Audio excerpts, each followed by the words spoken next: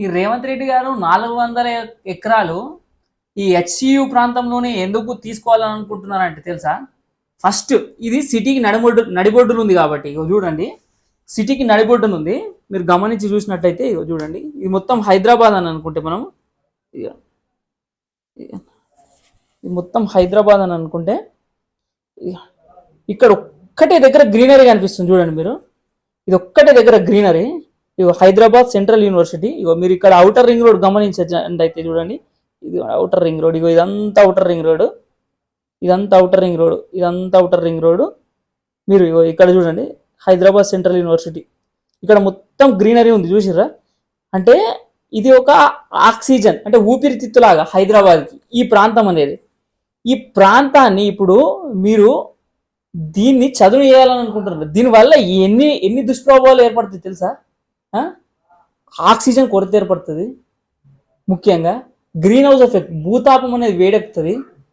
ఇంకొకటి సల్ఫ్యూరిక్ ఆమ్లం, అంటే భూతాపం వేడెక్కడం వల్ల సల్ఫ్యూరిక్ యాసైడ్ అంటే కార్బన్ డైఆక్సైడ్ గ్రహించకపోవడం వల్ల ఇప్పుడు ఆమ్ల వర్షాలు ఏర్పడడానికి, పురాతన కట్టడాలకు ముప్పు వాటిల్లే అవకాశాలు ఉంటాయి. కాబట్టి ఇక్కడ జీవ సంపద, జాతి సంపద, వృక్ష సంపద ఎంతో నష్టపోయే అవకాశం ఉంటుంది. వాటి యొక్క ఆవాసాలలోనికి మనము చొచ్చుకుపోయినాం కాబట్టి, వాటి యొక్క ఆవాసాలను అంతరింపజేస్తున్నాం కాబట్టి జాతి సంపద, వృక్ష సంపద, అనేక రకాల సంపదలు మనం కోల్పోయే అవకాశం ఉంటుంది. ఆ జీవజాతి మనుగడ, అంటే ఆ మనుగడ సాగించడానికి సరైన ఆవాసాలు లేక అది అంతరించిపోయే అవకాశాలు ఉంటాయి. అదేవిధంగా మనం గమనించినట్టయితే ఆహారపు గొలుసు, ఫుడ్ చైన్లో మార్పులు చేర్పులు ఏర్పడి సరైన ఆహారం దొరకక మానవాళికి వాళ్ళు కూడా అంతరించిపోయే అవకాశం ఏర్పడుతుంది చివరి రోజులలో. ఇలా వృక్షాలను నరుక్కుంటూ పోతే మీరు కార్పొరేట్ సంస్థల యొక్క లాభార్జన కోసం మీరు ఇలాంటి భూ కేటాయింపులు జరపడం అనేది ఎంతవరకు సమంజసం? సరే, ఒకవేళ మీరు భూ కేటాయింపులే జరపాలి అని అనుకుంటే మీకు వేరే పరిసర ప్రాంతాల్లో కనుక డిస్టిక్ లో కానీ వేరే దగ్గర కానీ మీరు భూ కేటాయింపులు జరపండి. మీరు ఒకవేళ భూ కేటాయింపులే జరపాలి అని మీరు చేయాల్సిన అవసరం లేదు. వేరే వేరే ప్రాంతాలకు కనుక మీరు గమనించినట్టయితేనే పురోగతి సాధిస్తాయి, అవి కూడా అభివృద్ధి చెందుతాయి. ఒకే ప్రాంతానికి ఎందుకు పరిమితం చేస్తున్నారు అభివృద్ధిని? వేరే వేరే ప్రాంతాలకు విస్తరింపజేయండి. ఎందుకు ఆ భూములు అమ్ముకుంటే ఎక్కువ పైసలు రావు? ఇదే భూమి, ఇది నగరం నడిబొడ్డునుందు, దీనికి అమ్ముకుంటే ఎక్కువ పైసలు వస్తాయనా మీ ఆలోచన? ఇలాంటి ఆలోచనలను మాని ఇప్పటికైనా మేల్కోండి. ఇలాంటి ఊపిరితిత్తును, హైదరాబాద్ యొక్క ఊపిరితిత్తును మాత్రం దీన్ని అమ్మకండి. ఇది ఎంతో మంది ఆవేదన.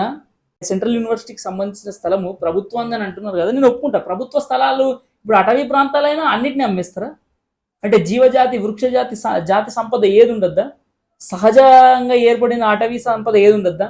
అది రాష్ట్ర ప్రభుత్వానికి చెందింది. అయితే ఇలాంటి చర్యలు చేపట్టడం వల్ల ఎలాంటి దుష్ప్రభావాలు ఏర్పడతాయని కనీస ఇంగిత జ్ఞానమైన ఉందా మీకు?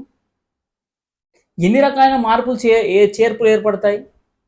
కనీసం ఆక్సిజన్ కొనుక్కోవడానికి కూడా అమౌంట్ తీసుకునే పైసలు పెట్టే పరిస్థితి వస్తుంది. కాబట్టి మీరు ఇప్పటికైనా గమనించండి, దీనిపైన శ్రద్ధ వహించండి. దీన్ని కార్పొరేట్ సంస్థల చేతికి పోకుండా పరిరక్షించండి. దీన్ని లేఅవుట్లు చేసి అమ్మే విధానాన్ని రద్దు చేయండి. ఎందుకంటే ఇక్కడ జీవ సంపద, వృక్ష సంపద అధికంగా ఉంది. అక్కడున్న వృక్ష సంపద మళ్ళీ మనం తిరిగి తీసుకురాలేము, అది సహజ సిద్ధంగా ఏర్పడ్డ సంపద. కాబట్టి మీరు ఇప్పటికైనా స్పందించి దీన్ని మాత్రం హరింపజేస్తే ప్రభావం అనేది వేరే విధంగా ఉంటుంది, మీరు ఊహించలేరు. ఎందుకంటే దీనివల్ల జరిగే పరిణామాలు ఏ విధంగా ఉంటాయంటే మనం చెప్పడానికి కూడా, ఎందుకంటే చాలా రకాల దుష్ప్రభావాలు ఏర్పడతాయి. నేను చెప్పిన కదా, గ్రీన్ హౌస్ ఎఫెక్ట్ కానీ, ఆమ్ల వర్షాలు, భూతాపం వేడెక్కి అనేక రకాలైన సమస్యలు అనేవి కావడం అనేది జరుగుతుంది. కాబట్టి రేవంత్ రెడ్డి గారికి నేను తెలియజేసేది ఏంటంటే